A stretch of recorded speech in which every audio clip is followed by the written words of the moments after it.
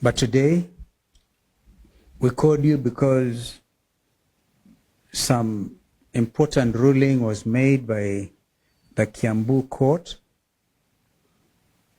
which had issued orders against the reconstitution of the IEBC selection panel,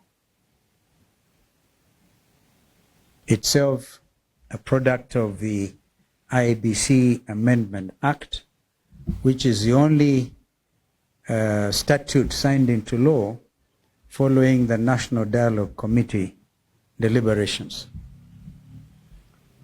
Now that, as we have said before, Azimio had nothing to do with it, and we are not here to talk about Azimio because a lot has been happening within Azimio itself.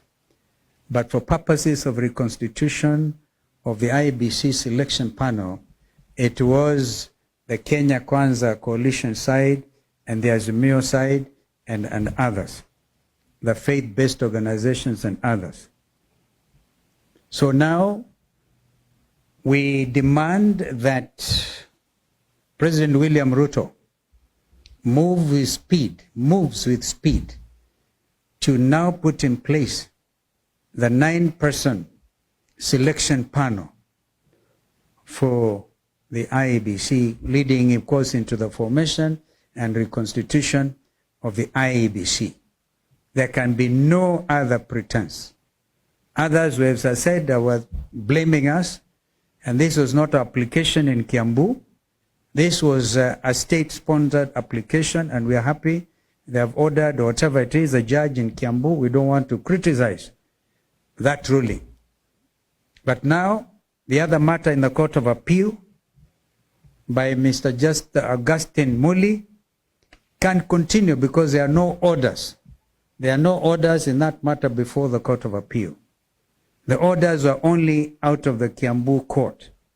Therefore, this is a second opportunity, and I spoke about this last time when my good friend Weta, he still remains my very good friend, by the way, in spite of the talks I've had out there in the West.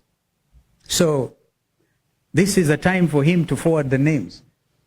As chairperson of the Parliamentary Service Commission, I think it is the Senate, or is it the Senate clerk who is supposed to forward these names forthwith to the President, and the President should immediately put in place the IEBC selection panel. On Monday, we hope to come up with a very clear statement on what's going on in the meantime within the IEBC Secretariat itself. There are terrible things going on there, like procurement, and they're testing the ground. We gather there's somebody, a former commissioner sitting as an advisor in State House, who is giving instructions to the IEBC Secretariat. The country is watching, and they're testing waters. If we allow them to go on with the procurement, the next thing they want to do is even procure election materials for 2027, print them in excess of the numbers that will be there, in order to further compromise the integrity of the election process.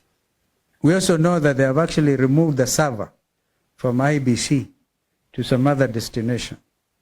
Well, that is not our business now because our main principles do not seem interested. Tume ya uchaguzi ama selection panel ambayo itajihusisha sa na swala la uundaji upya kamati ama tume ya uchaguzi wa Kenya.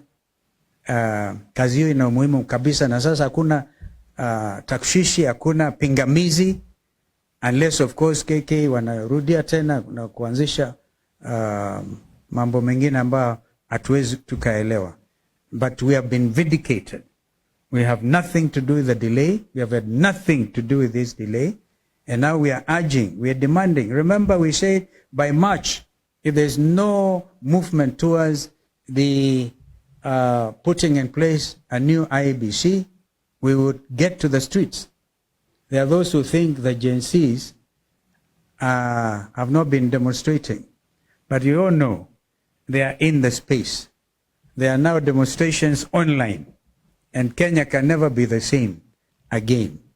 So that will be those are my remarks. My colleagues here will make further comments.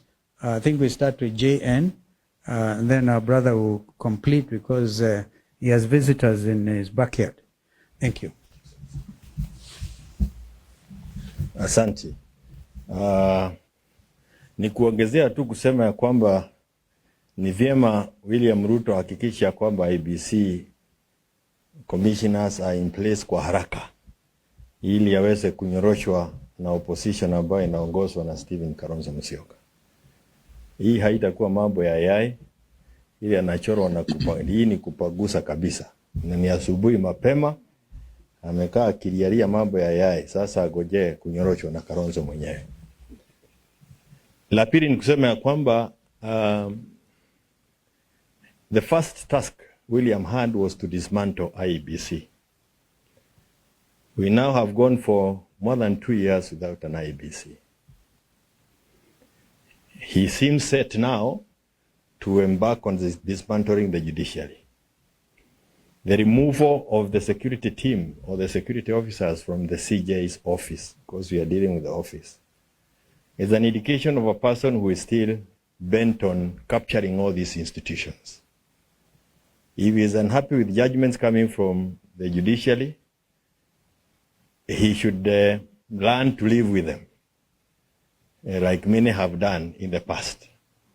But removing security from the Chief Justice is an attempt again to capture the institution like he has captured Parliament, he has captured IEBC, and he certainly wants to capture the judiciary.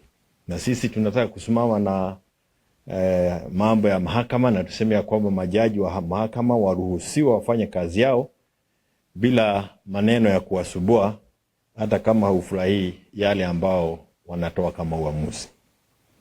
We demand the reinstatement of the security to the CJ and any other judicial officer whose security has been withdrawn.